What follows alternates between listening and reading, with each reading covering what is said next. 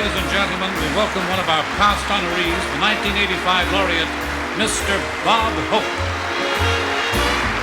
Thank you. Thank you very much. I want to tell you the most remarkable thing about George Burns. You know, it's hard to make people laugh for 5 minutes. I know. And here George has been doing it for 78 years. To him, comedy is not a living, it's his life. And he certainly brightened ours.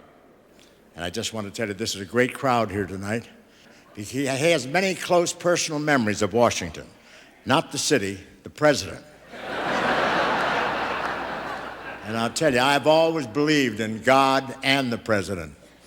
I just never thought I'd see both of them sitting in the same box. But they look great. Two old actors looking for work.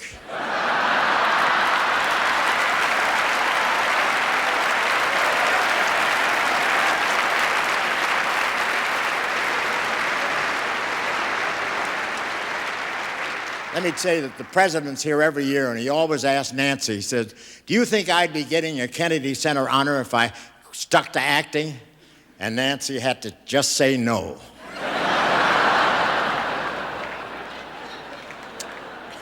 You know, I did my second movie for Paramount in 1938. It was called College Swing, and the stars in it were George Burns and Gracie Allen. George's next film was in 1978, 40 years later, when he won an Oscar for Sunshine Boys. Does he know how to wait for the right script or not? Burns and Allen were a wonderful team. This brilliant Irish actress and her cigar-smoking straight man. Gracie would be funny and George would puff on his cigar. Gracie would get the laughs and George would puff on his cigar. The audiences would cheer Gracie and George would puff on his cigar. They would get paid and George would take all the money. He had to, he needed it to buy more cigars. George and Gracie's comedy went straight to our hearts because it was filled with love for each other. And that was a love we all shared with them. And George, I think you know that sitting right up there in that box with you tonight, her heart filled with pride, is Gracie Allen.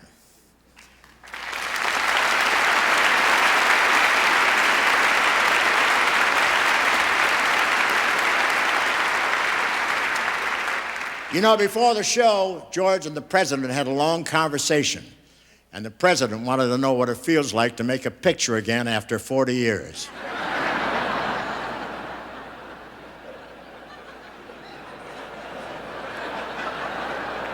I understand he's thinking of doing a remake of Gone with the Wind, which is a natural. I mean, for 8 years he's been telling Congress, frankly, my dears, I don't give a damn. And George asked the president if he'd seen the Sunshine Boys, and the president said, no, I'll see Bush and Quayle on Inauguration Day.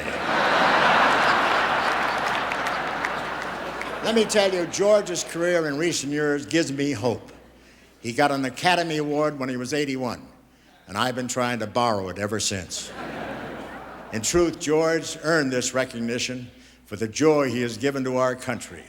And I'm just here tonight to join so many others in saying to him, George, thanks for the laughs and for the memories.